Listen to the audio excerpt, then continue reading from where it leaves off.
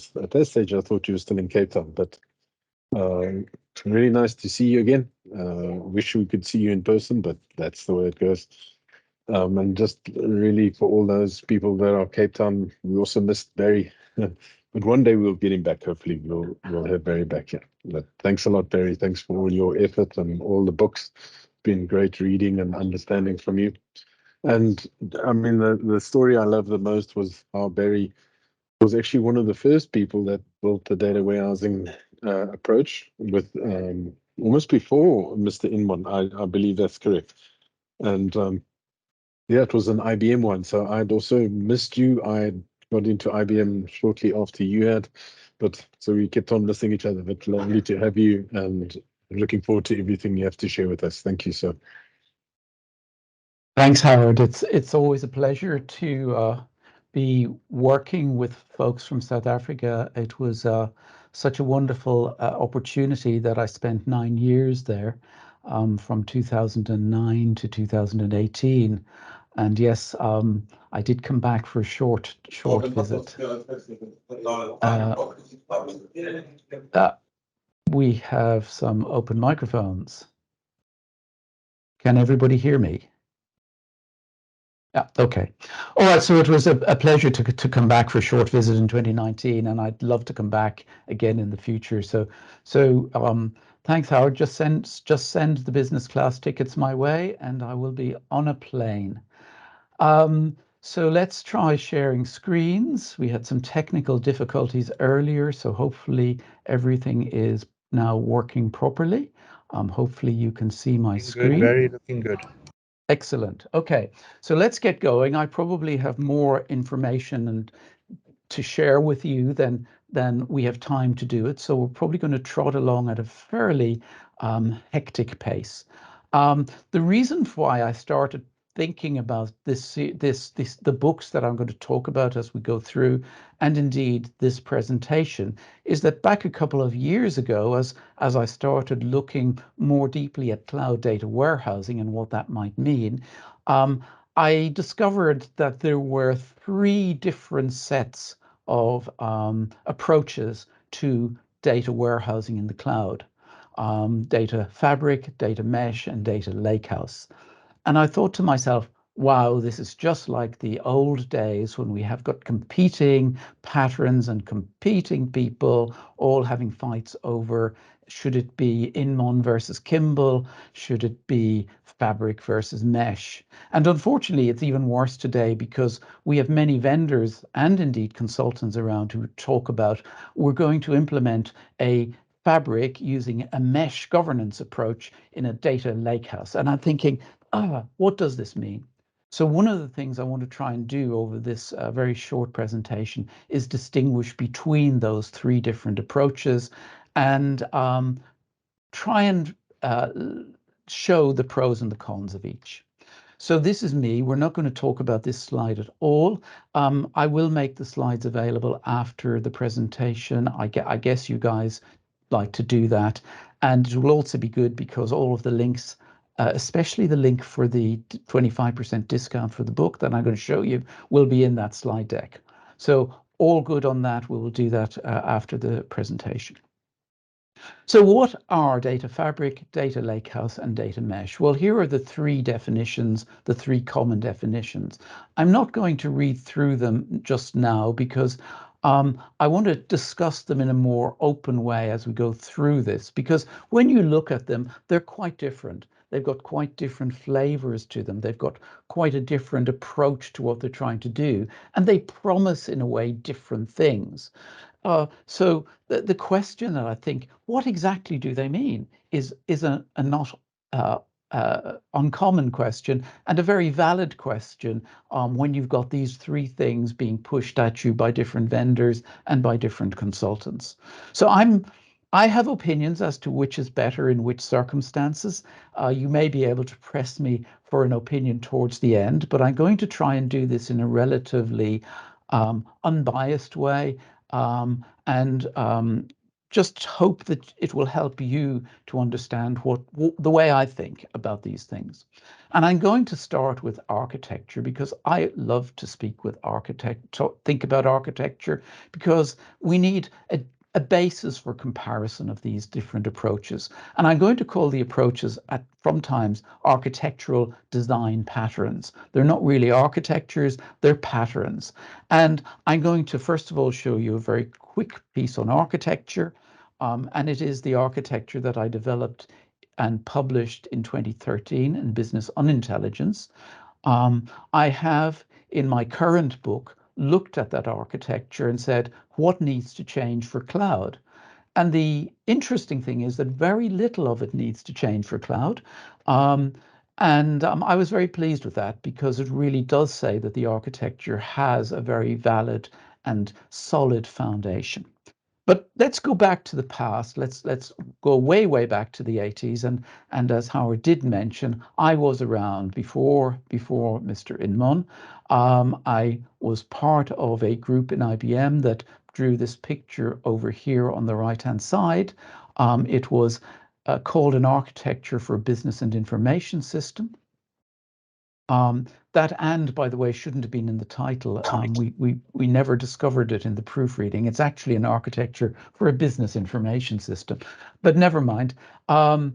This was the design point: a consistent and reconciled set of data or information for decision making, separate from our operational systems and based on relational technology. And as we tried to build that, of course, in the 80s, it was difficult to do so. And so we ended up with this picture that's on the bottom right. That is 2 layers: an enterprise data warehouse of reconciled data, typically in third normal form, these days probably going to data vault or something like, and data marts, users' needs, based on users' needs, but often star schema in approach. And I'm going to just leave that as the architecture. I'm not going to deal with Kimball versus Inman. Kinmon, that's an interesting one. But the characteristics are there's a sort of commonality to some of these characteristics, and some are slightly different. But the characteristics of this hub and spoke type of architecture is this idea that there's lots of vertical and horizontal segmentation. There's a unidirectional flow of data through the architecture, and there's this separate metadata box on the side. And this, I think, was a very successful architecture right up probably until around the 2010s and the emergence of big data and the big data madness. And out of that, I started looking at, could we get a different architecture that would handle both big data and data warehousing? And that's where I came out from with this idea of the information pillars. Now, the information pillars was an attempt by me in 2013 to create a single architecture that could handle all types of data and information, so that when we had this architecture, we could mix and match technology as we needed. We could have some parts of our world in relational, some parts in NoSQL, etc., etc. And also recognizing, as this picture shows, that metadata, I like to call it context setting information, or CSI, is not a box over on the side. It's actually something that is integral to everything that we do. It has to be part of, if you like, the information pillars themselves. And this picture, I think, was really about trying to get data flows as fast as needed and only to do reconciliation when necessary. Because the old data warehouse thinking always said, reconcile, make consistent everything up front, and that causes problems. That causes delays in getting your data modeled and designed and then passed through the various layers. So the idea was to get away from layers, to get away from this layered architecture, and only do strictly necessary storage and transformation. And also wanted to include in the thinking external data, because the original data warehouse was only about the data that came from our internal operational systems. And in order to think about external data, I started to think about how do we actually make transactions in an operational system sense? Well, what we actually do is we gather things from the real world. They're called, might be measures, they might be events, they might be messages, and there's some definitions here. And they are the things that create transactions, but they're also what populate the various different pillars in different ways. So think of messages as something that people share or send, or maybe videos or anything like that. They get stored in this pillar that's called human sourced information. But if I were to take an email and that email contains something like, I want to buy three of your wonderful widgets at $3 a piece, that's actually going to be turned into a transaction, and so it becomes process mediated data. And I'd love to spend half an hour talking about this architecture and about this structure, but I don't have it. But trust me, I've talked about it in many seminars over the years, and I think people appreciate it because it seems to work. It seems to provide a good view of different types of data and information. And I will use the words data and information interchangeably because we all do, but they're different things, and we need to keep that in mind as well. So around those pillars, we had an architecture which had pieces of process around it. Again, I don't have time to deal with it in a huge amount of depth, but we will be going through it as we look at each of the different patterns. So this architecture says that there is a block called instantiation, which is really the tools by which raw sources are represented as information instances within these pillars. We have assimilation, which is about the creation of reconciled and consistent information prior to business use, but also the creation and management of context setting information. So a very key piece of any architecture. Finally, at the top, we have reification, and I picked that word out of philosophy. It means making the abstract real, simply because I didn't really want to use the word data virtualization because that has many different meanings. But essentially, it is the same thought. It is about consistent cross-pillar access via an overarching model. And all of those pieces are key parts of the process of information preparation in before delivering it to an end user. And choreography here at the side is about the magic that happens to manage and orchestrate all these different processes and make them work together. So this is the basic architecture, and we can do very quickly, what does it look like to line up our old patterns, our data warehouse pattern, our data lake pattern, and our logical data warehouse pattern against this architecture. So here's the data warehouse overlaid onto this architecture. So the data warehouse, as we said, is about managing ongoing business based on our operations. It's about clean, correct, reconciled data, but it may be delayed.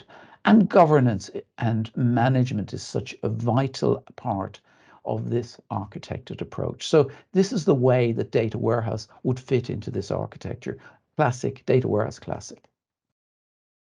Adding in a data lake into this architecture, and I'm just going to layer them in, obviously, whether when you would build it or when it would be built over the years, they might be separate.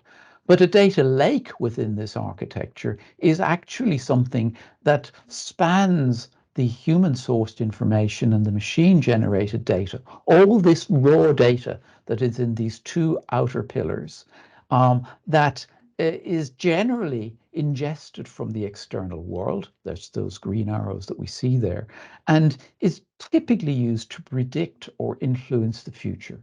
And so here in the middle in the data warehouse, we've got this governed, we've got this managed, we've got this I want the right answer type of approach. And in the data lake, well, anything goes. Hopefully, as long as we can get some value from it, from our predictive or from our prescriptive types of work. So flexibility, innovation, really close to real time, because these things typically need to be done very close to real time. But the downside, of course, is there's very limited data management in this type of approach. So our data lake tends to become a data swamp, as some of us know very well. What about a logical data warehouse? Well, if we were to basically think about putting those two things together, the data lake and the warehouse, and many other sources of information, essentially that's what we meant when people started talking about a logical data warehouse in the early 2010s, and discussing the possibilities of, yes, we have this data warehouse where we make everything consistent, but there will be many other places where data resides, and that's what these green arrows are trying to say. They might be information that's in a file store. They might be in an Excel spreadsheet. Oh, it isn't so much in Excel spreadsheets. They might even be in the operational systems. But the ability to access this information through some sort of, well, in this case, a reification tool, a data virtualization tool, is at the heart of logical data warehouse. And I think it's well understood. The challenges, of course, of this environment is that there's a huge amount of, increasing amount of operational informational overlap. That is to say, when we started in this world, our business users were happy to get consistent data at the end of the month. Some of you may remember that. I do. Nowadays, our business people tend to want consistent information, well, basically yesterday. And that means that the distinction between operational and informational processing is actually becoming very blurred. And that leads to very complex data flows and model flows when we start talking about analytics.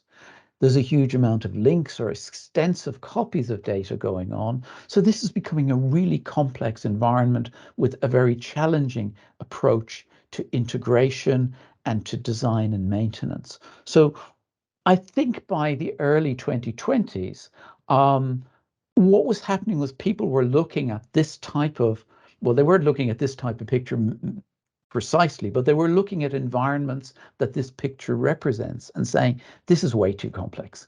This is too difficult to build. We need something new. And what happened then essentially was that in over a period of about 2 years, 3 different solutions were proposed. And these 3 solutions are called Lakehouse, Fabric, and Mesh. And they are significantly different. The descriptors that go around them is different.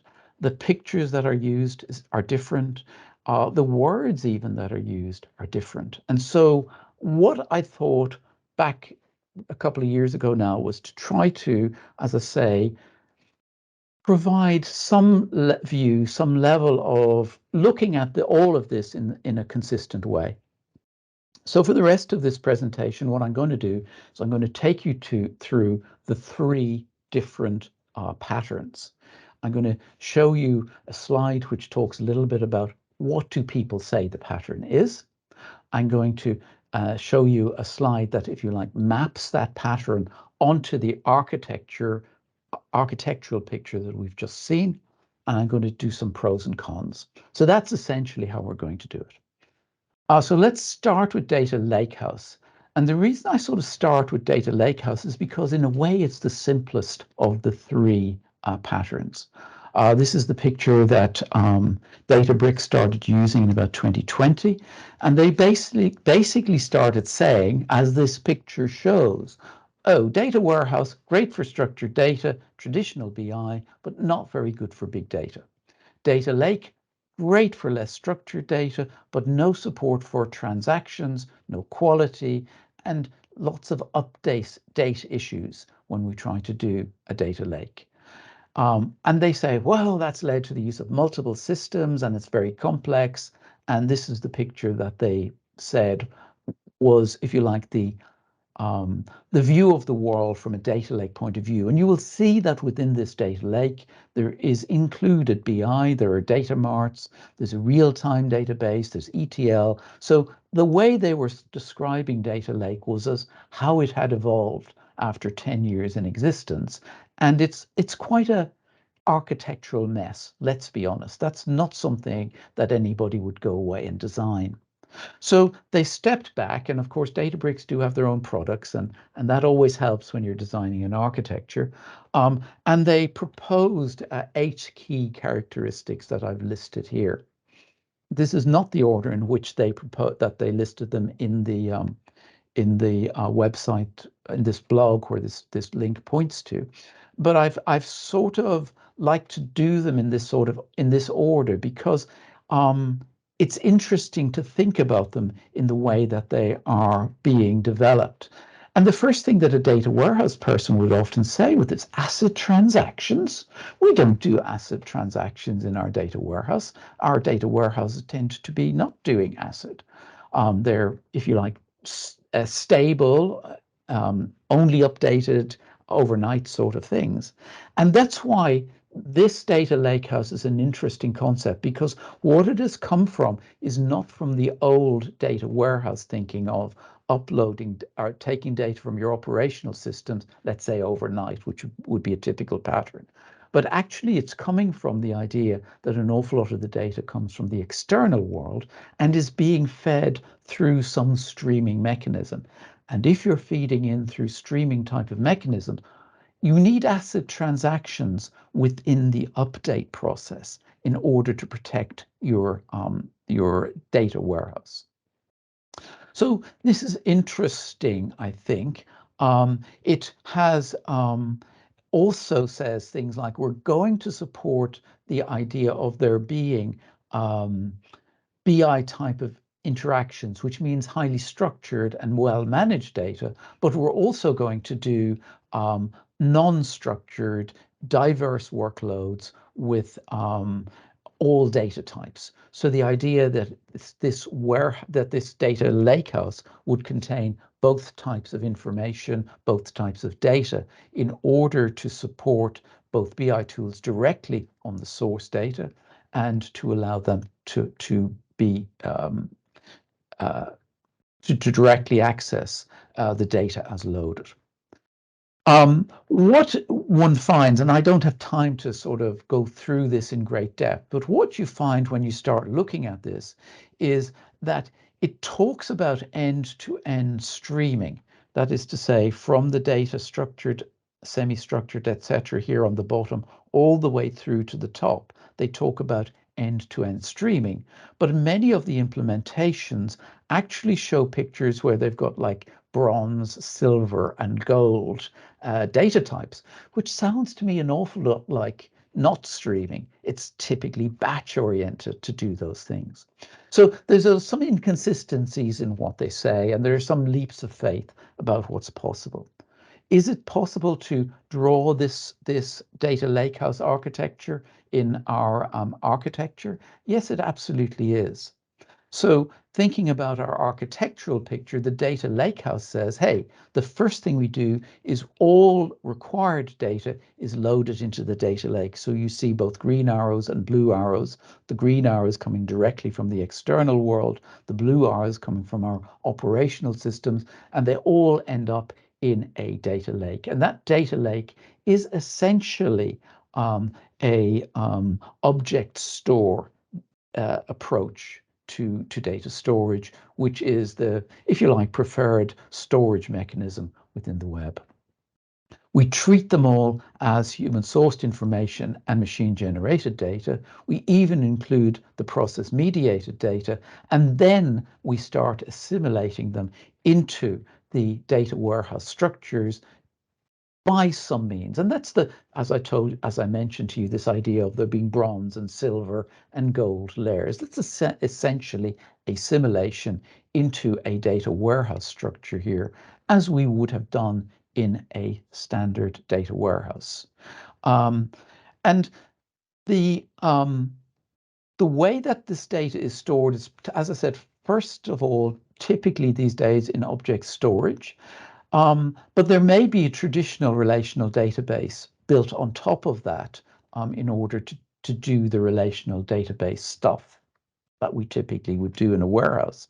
Or you will see in Databricks' case that they would propose, and they do build all of this, if you like, relational-like stuff in Spark.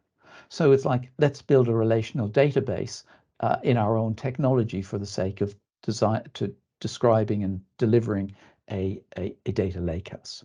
So interesting approach. And then there is a level of shared context setting information, but it's mainly focused on the technical metadata.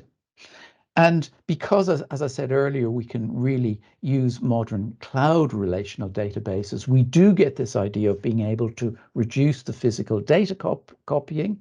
We do have some level of cleansed and derived data, but depending on who you speak to, they might be copies or they might be views. And how we do data governance in the data lakehouse is sort of an interesting question. Depending on who you speak to, there is very little attention paid to data quality and data governance. Or if you speak to some of the more advanced implementers of data lakehouses, they recognize that a lakehouse has to have the same type of governance as a data warehouse. And so if I think about the pros and the cons, a data lakehouse, essentially, the pros are it's built on a low-cost, scalable object storage platform with a separation of storage from processing that you get in a cloud. And therefore you get, because you're doing full adoption of parallelism and elasticity. You have the ability, at least to some extent, support for relational model and analytics via this in the same environment. Data Lakehouse tends to look to open source table formats like Parquet, Apache Iceberg as their fundamental base tooling. And that has advantages in terms of being open source and therefore moving fast like open source does. We have a level of built-in information preparation like streaming support, like ETL, and it does certainly address some of the data swamp issues by giving you the possibility of having a core data warehouse-like thing, which you can hang stuff around. As I sort of mentioned, because it starts, and now we're into the cons, because it starts from externally sourced data, many of the old problems, typical data warehouse ingestion problems from multiple operational sources, is something that's not well handled. So you won't see much in data lakehouse about reconciling data from different operational systems. Like I've got my credit card system and my current account system, and they've got different customer IDs in them. Data Lakehouse doesn't really think too much about those sort of problems because it starts from streaming externally sourced data. And the skills that we see in Data Lakehouse are the typical skills of web and Hadoop type of skills versus data management skills. Sometimes the Databricks implementation do not have a true relational database in the center. And that, I think, is a bad thing because we've spent a lot of money and a lot of effort building relational databases. So why not use that functionality? Limited thinking about governance and ownership. Some areas that software is immature, and migration from existing data warehouse is not really thought about. So what's the summary? Good starting point, relatively simple starting point, but probably not the full answer. Data Fabric. Data Fabric is essentially something that is now being promoted specifically by people like Gartner and Forrester. It's a design concept is how they describe it, and I'm not going to go through all of these bullet points, but thinking about and talking about the picture that's here, what you can gather from this is that the fundamental foundation of Data Fabric is a data catalog. The data catalog that is used to access and represent everything in some sort of knowledge graph, a connected knowledge graph way. And that's, I think, a really powerful thought, semantically good, ontologically good, etc., etc. And then in these yellow boxes here, the thought is that how do we create, generate, maintain a catalog that is active? And this idea of it being active, that is to say, it changes as the world changes. Well, we basically see that as being done via analytics over this knowledge graph, and also AI and ML algorithms to actually gather this stuff, to simplify it, to automate data integration design based on it. So by starting from the metadata or context setting information, as I would prefer to call it, and using AI and using ontologies, etc., you get to the possibility of dynamic data integration. So trying to get away from, hand building and hand tooling all of these integration tools and having automated orchestration of data sitting on top of that. So this is essentially what Data Fabric proposes. And I just can't resist. These are not pillars. These are things laying on their side. These are actually layers. But essentially the thought here is, hang on, I think I've seen these thoughts before. Yes, there's a lot of interesting ideas here about catalogs and about algorithms and about analytics.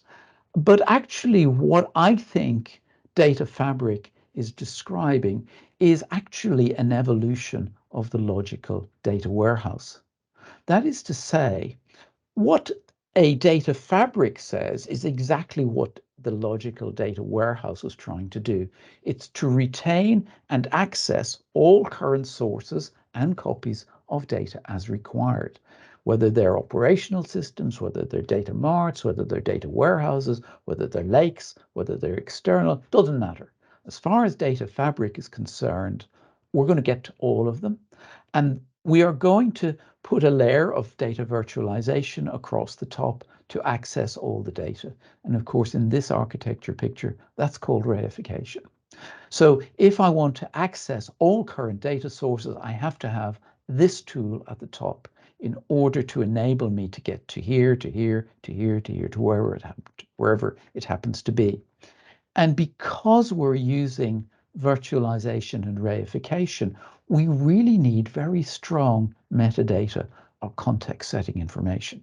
So core to Data Fabric is this idea that we really understand our metadata, that we really build, manage, activate, as Gartner would say, metadata in order to have this really strong focus on, I understand how the world looks like. And so I've got a good basis for data management and governance if I've got good centralized metadata. I've got a key to widespread self-service usage via this reification. But I also need to focus on this big block on the side called choreography, because what Data Fabric says is that there is some magic that happens. There is some magic that happens to allow us to take the information out of the context setting information and use it to auto-magically do data propagation, data loading, access through data virtualization. And I'm using the words magic only because I want to emphasize that magic is a good thing, but we don't necessarily know how to do it. And I think that's, as we'll see in the pros and cons in a moment, the sort of challenges I see to Data Fabric. But I think what you can see is essentially that this is an evolution of the logical data warehouse. So in that sense, we are building on the knowledge and the skills that we have gained building logical data warehouses. But the challenge really is that it requires significant new and improved technologies like choreographed workflows. And there's a lot of talk about choreographed workflows, but you and I know that they're not that common. Semantic knowledge graphs, still an emerging set of tooling.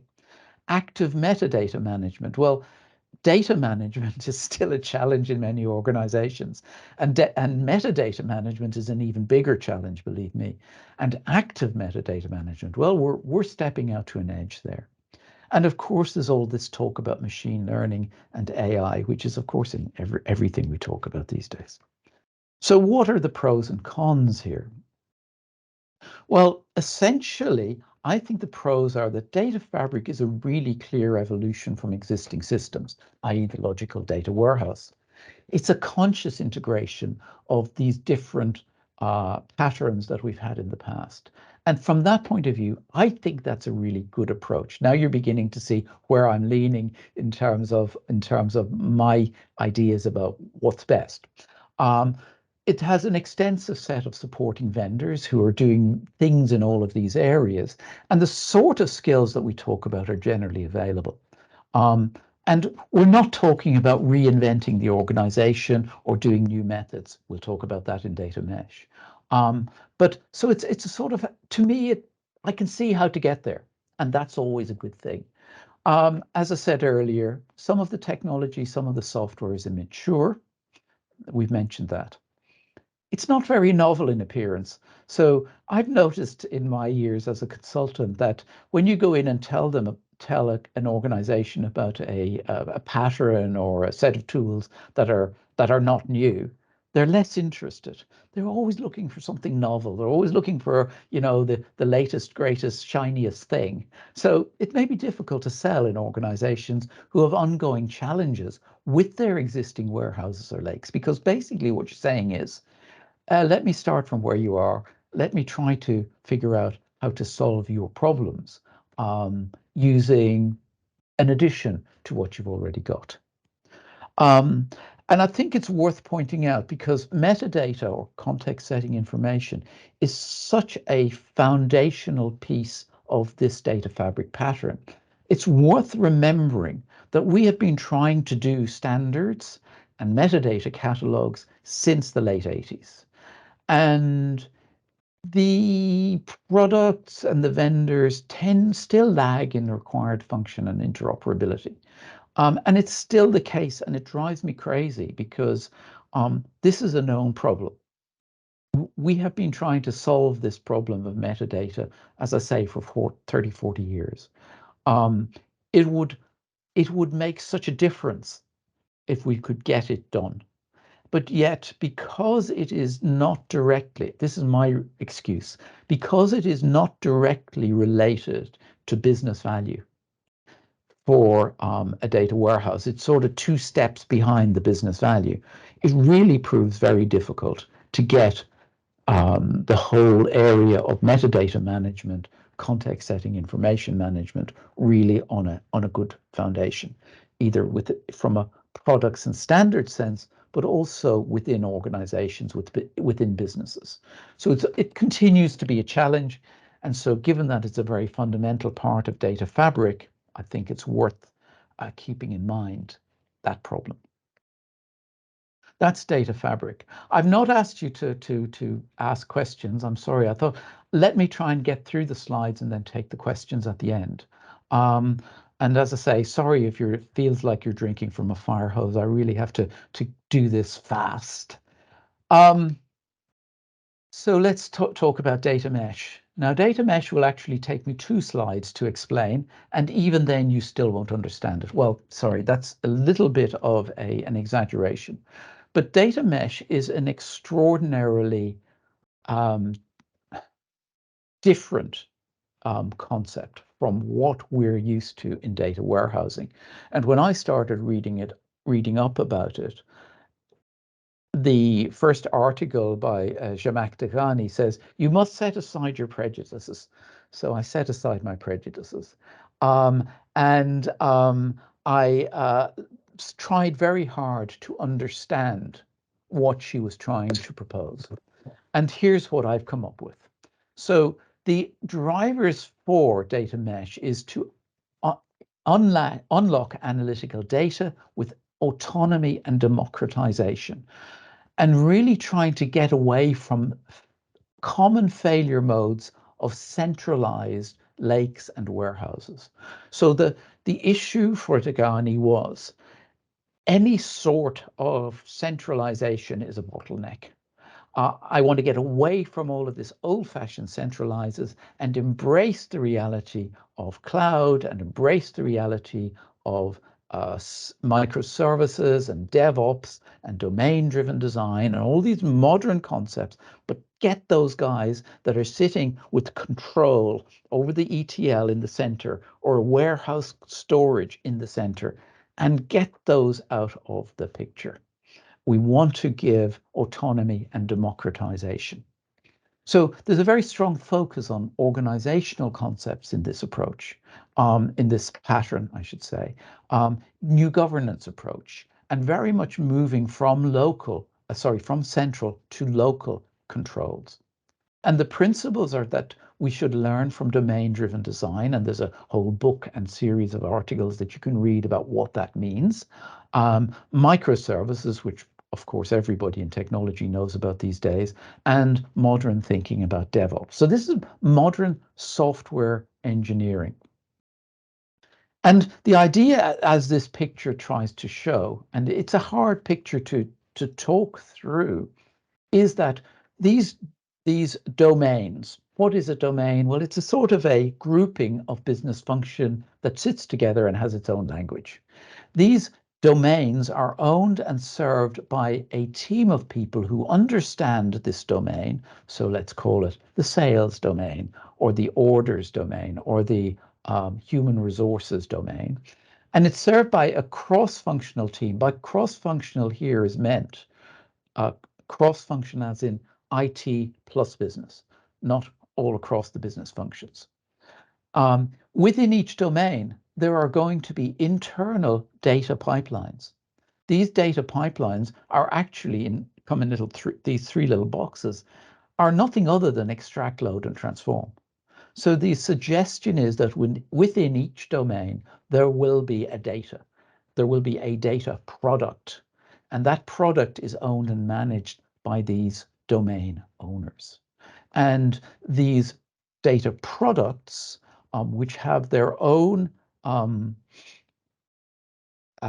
product management approaches in order to ensure data quality and customer satisfaction, are actually quite independent.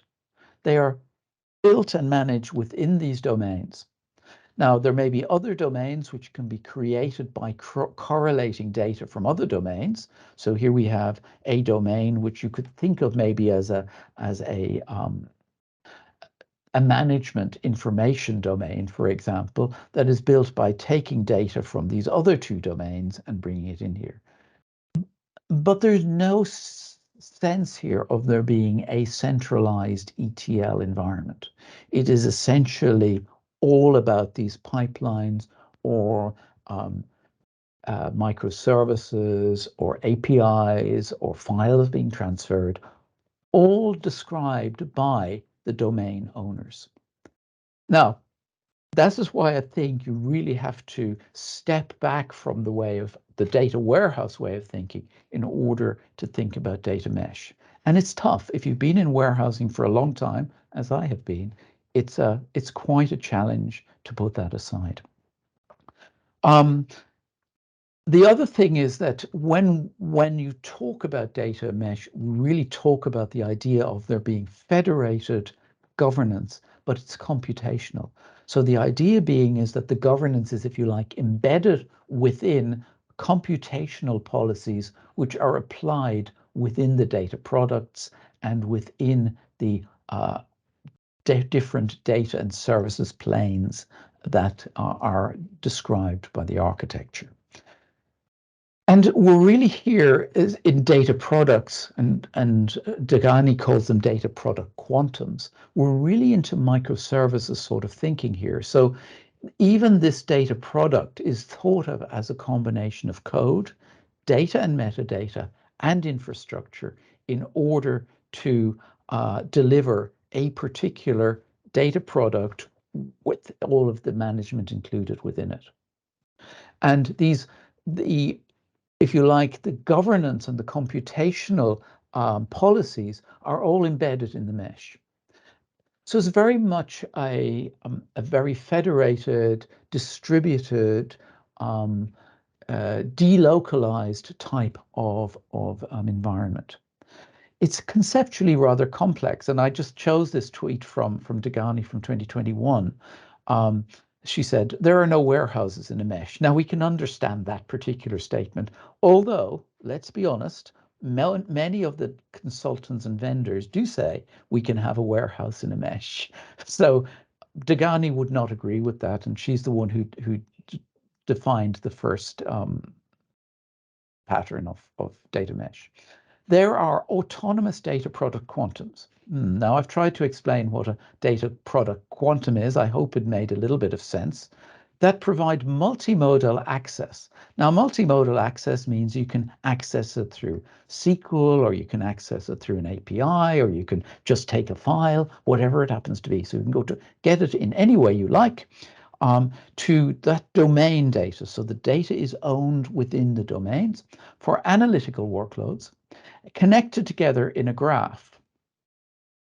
And here's where you start getting a bit of confusion with the data fabric, because there are graphs talked about, knowledge graphs talked about in data fabric, and each both transforming and serving and controlling immutable bitemporal data. Now, it took me a while to deconstruct that particular phrase, but immutable bitemporal data is what's in a data warehouse. Eh? Mostly data warehouses contain bitemporal data these days. That is to say, data that has temporality built into it, and immutable. We don't let it change. We don't change records in a data warehouse. We historicize them, or we add new versions of them. So that concept also appears within data mesh, but in a very different way. So trying to apply, and I hope that I have given you at least some hint as to what data mesh is, but it, as I say, it probably, well, most of you guys are younger than I am and learn faster. It took me days and days to figure out what Dagani was trying to say in many of these instances. And her book is now out, and at the last time I looked, it was still available for free from one of the vendors, and I can't remember off the top of my head which one it was. Yeah, it's you have to read the book.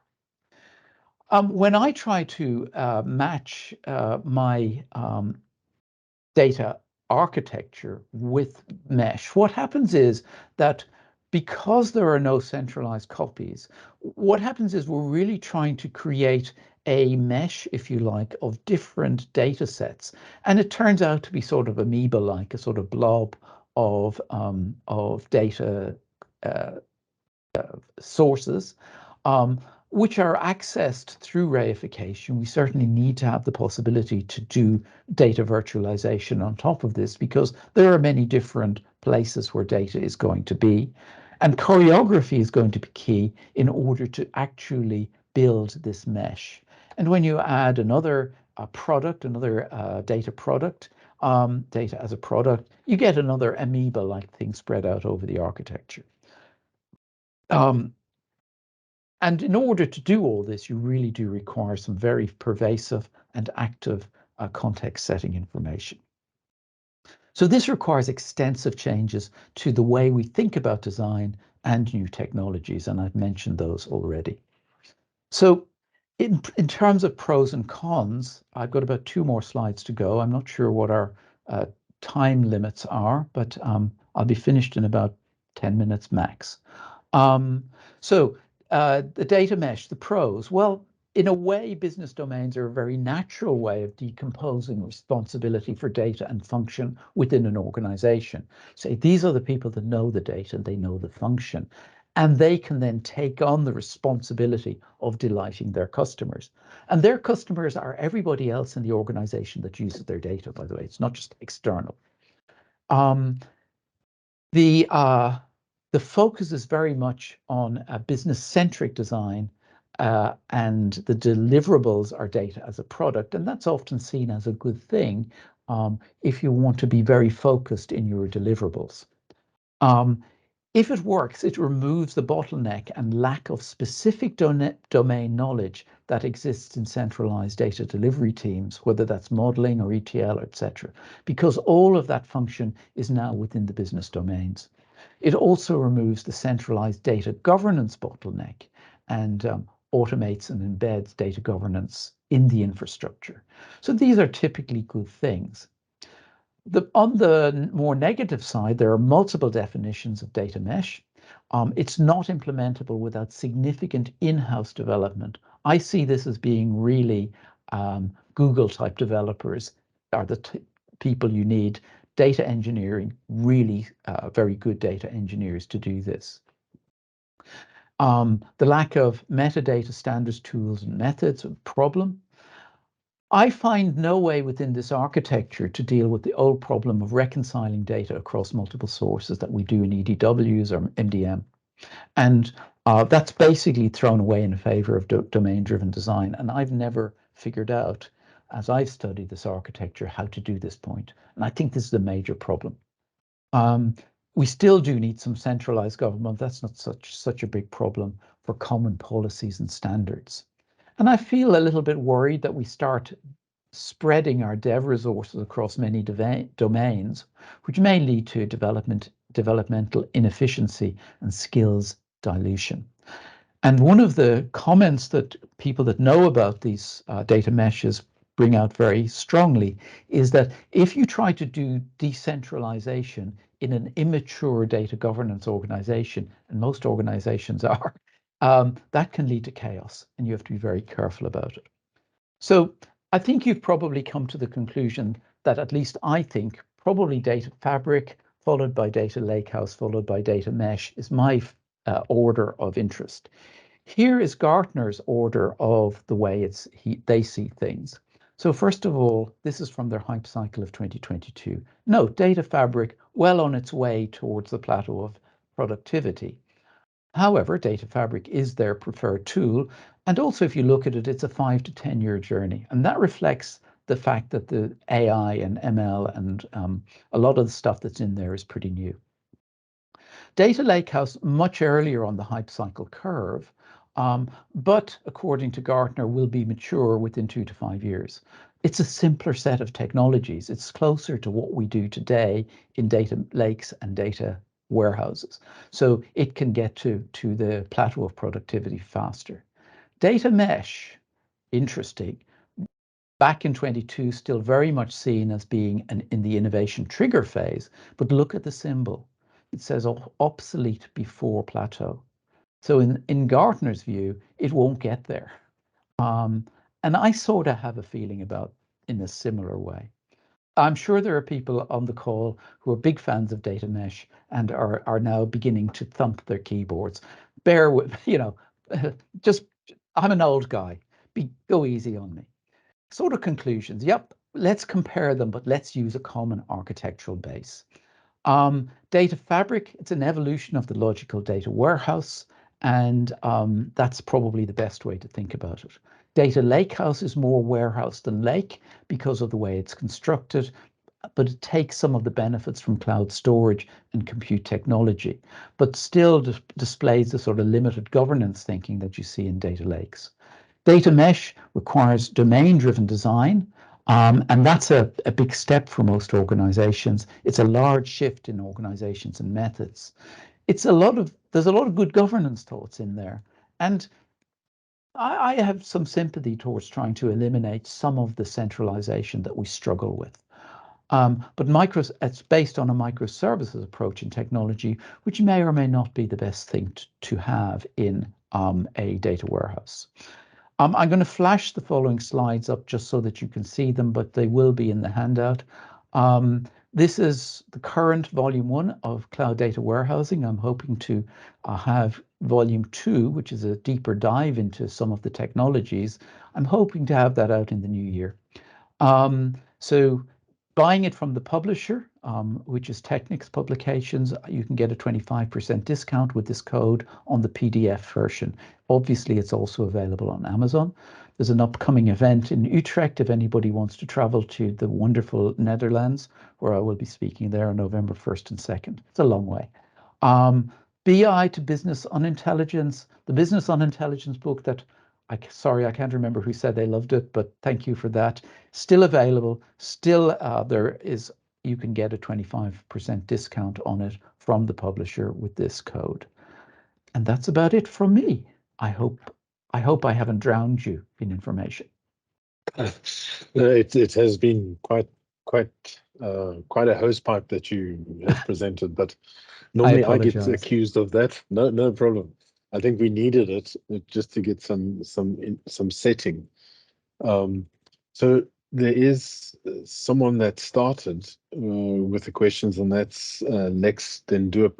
I'm hoping he's still there. And his question came very early on, and I like that about Lex, and is very much around the principles, which I really like the way you've put your architecture together. And his question is, what is the ontological vision of your architecture, and where can we see this in your model / meta model? Not sure if Well, the way I would interpret the question, and maybe wrong, I would say that I have not delved deeply into the ontology piece. It wasn't that popular. It wasn't that advanced back in 2013. I am not an expert in ontologies, but what I would say is that those people that I speak to who know about ontologies and who know about this type of modeling area is that if we can do the ontological work well, I think that would be a very strong foundation. I mean, in some senses, the industry data models that many companies have provided, like IBM and Teradata and so on, are in a way a sort of an ontology. I mean, it's a very primitive ontology, but it's an ontology nonetheless. So I sort of, in principle, I'm very much in favor of having an ontology, of having that level of commonality within an architecture.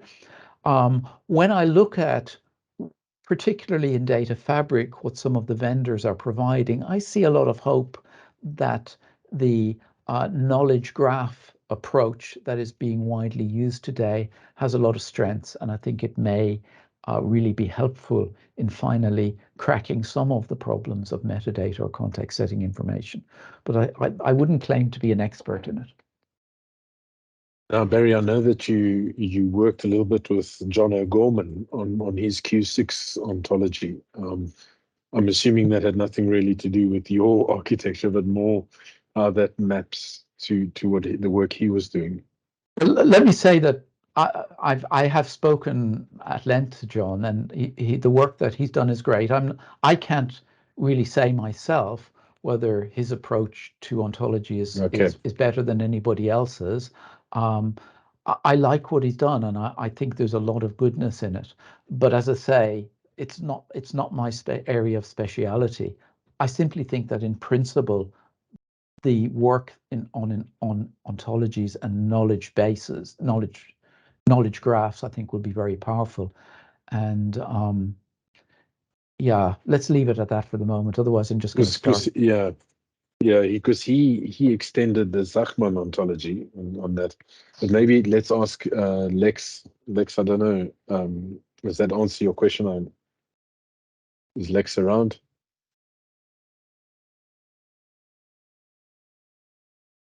I think he hang around. Sorry about that. Okay, and then we have Gail. Gail, I know this was more of an interesting comment. You said loving the word choreography highlights the artistry required, not a binary and scientific approach. I found that comment quite interesting, as I'm assuming that the choreography is about the formal orchestration. Jill, sorry, not Gail. Jill, I wonder if you could comment on that. Yeah, sure. Hi, Howard. Hi, Barry. Hi, how you doing? From Icon days.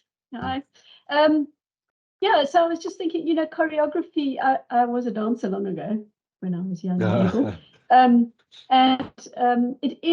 It's like a conductor, it's orchestra, but it's absolutely definitive, if you know what I mean. So there is a level of freedom around how to approach a problem.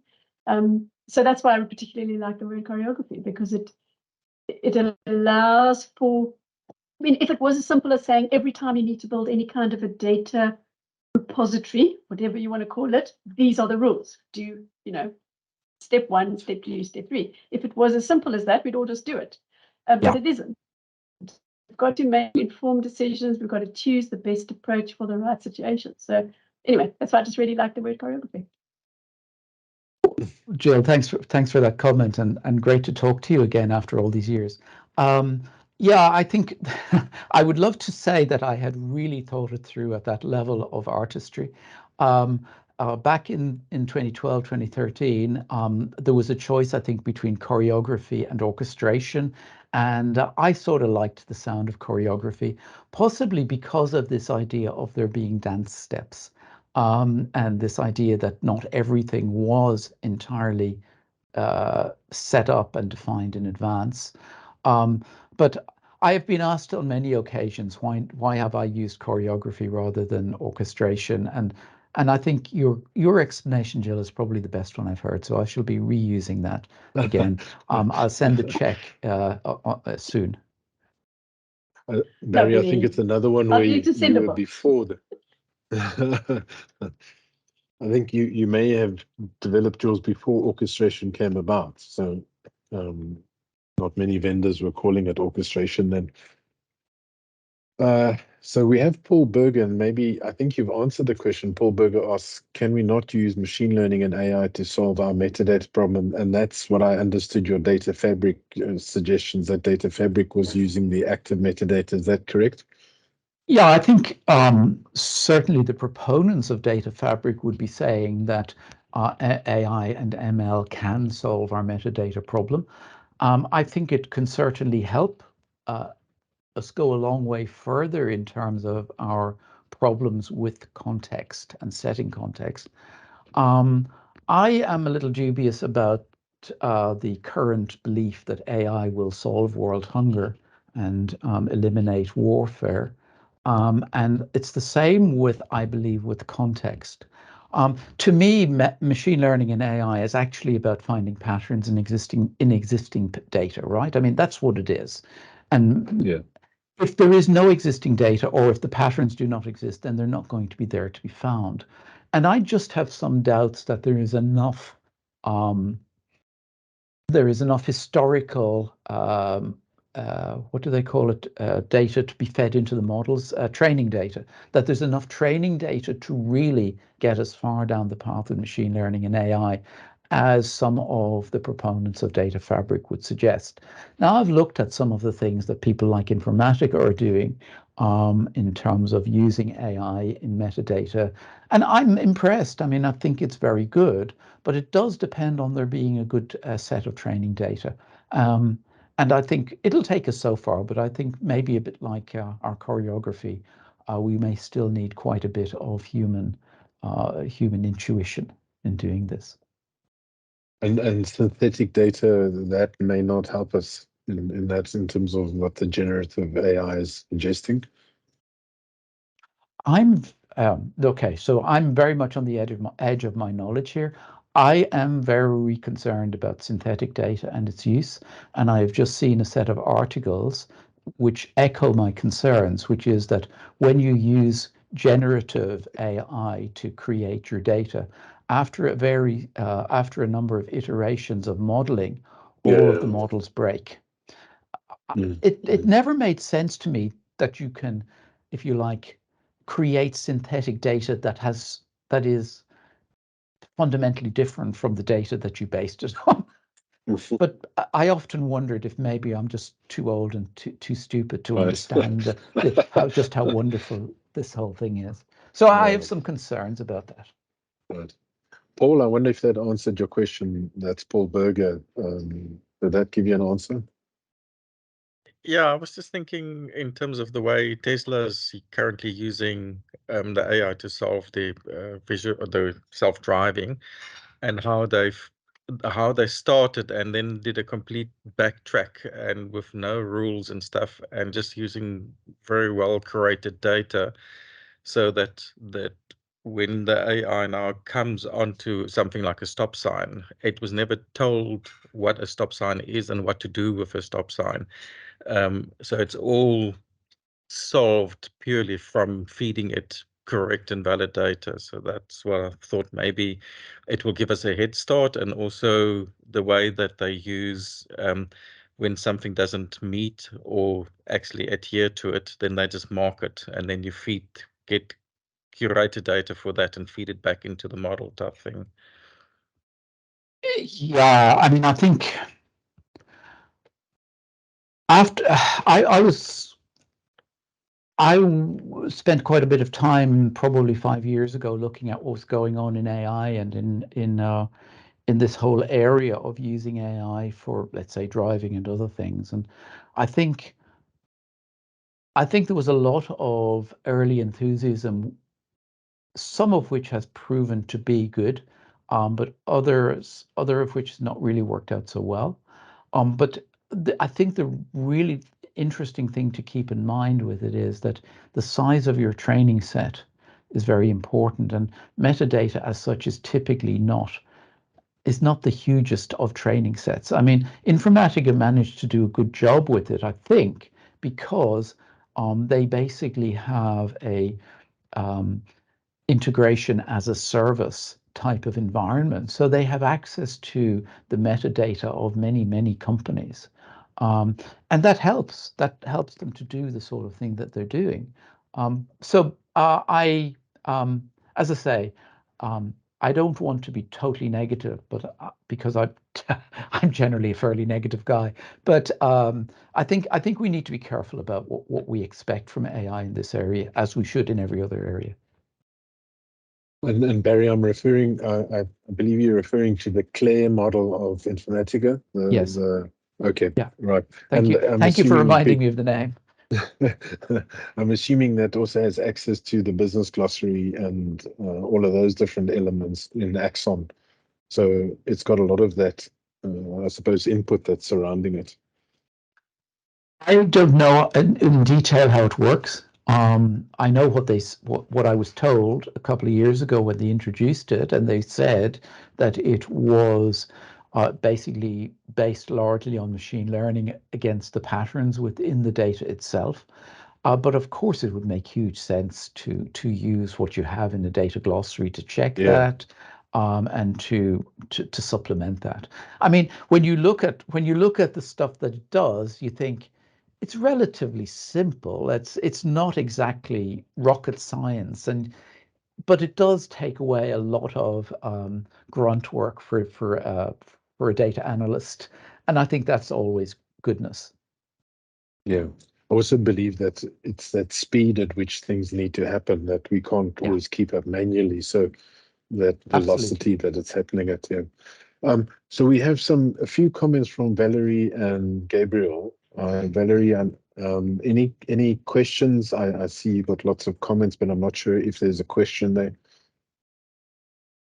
I'm hoping that's also the right way to say your name. Yeah, that will do. Thanks, Howard. Yeah,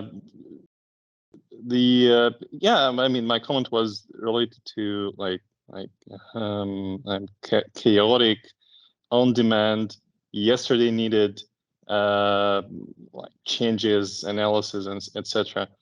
And now I'm thinking, I mean, aren't our efforts in data industry, in data management and governance, etc., aren't they all focused on reducing the chaos? Because business is essentially chaotic, right? So you blink and it changes rapidly, and you just keep it up. And architectures like data mesh, I think they essentially try to keep up with, not trying to keep up, but they try to become a part of this chaos without attempts to reduce it.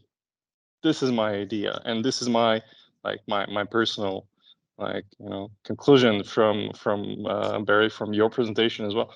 So thank you for this. Oh, thanks. Thank you.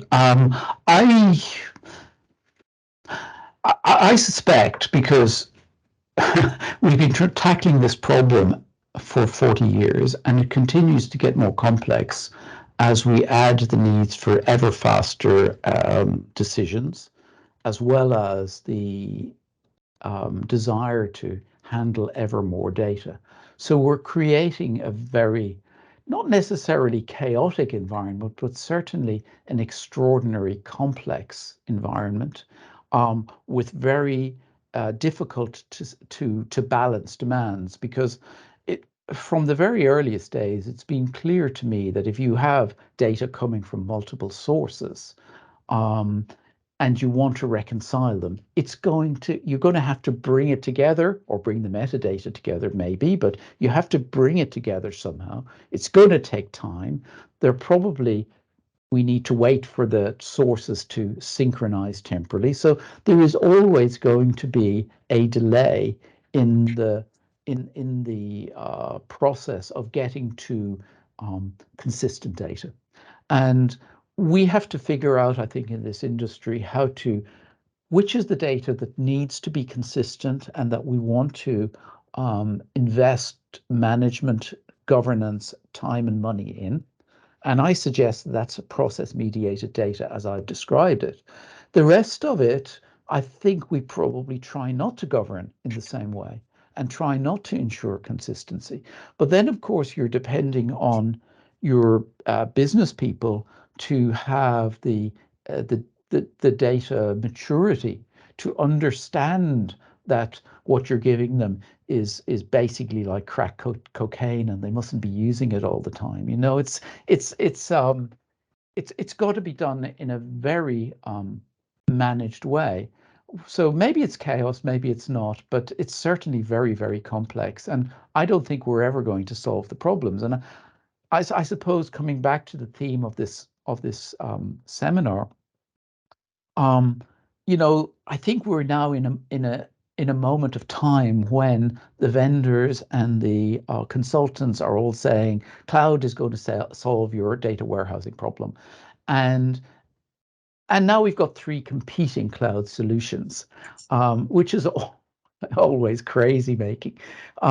So I think that we as as consumers of data and as providers of data really need to go back to basics, which is what I did in Business on Intelligence, and which is what I'm doing again in cloud data warehousing, to try and say, let's try and keep in mind what the principles are. Let's try and keep in mind what the problems are, and how to balance them out, because I don't think there is any one solution that's ever going to solve all our problems, sadly. Barry, thank you. I'm a little bit conscious of time and just wanted to ask you, I know we wanted to give one of your books away, so maybe just and the idea is that for those people providing insightful interaction, is there a person that you remember that we can award the book for? I know this is a difficult one, but we as Dama SA will buy the book, and the last time was very nice, where the author was able to sign the book for us, a PDF version or something like that. I don't. Can I sign out? Possibly. I'd have to talk to the We actually publisher. did it with Steve. We did it with Steve. Where Oh, then Mark then we Atkins know how actually, to do it. Yes, we do. Okay, we know how to do it. That's not a problem then. Okay. Yeah. So the well, if you questions really were from. if Sorry? I'm just scanning through the meeting chat,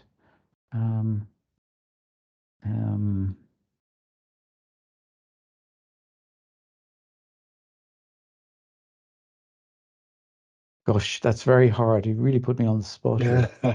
Sorry. Flip a coin. Okay. Let's go with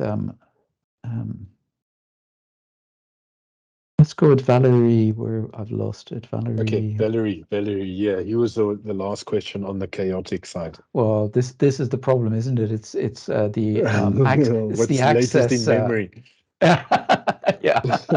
Last in, first out. Yep. Thank you. Thank Thank you very much. Okay, and then I think there were some comments from Gabriel. Gabriel, is there any question that you would like to ask?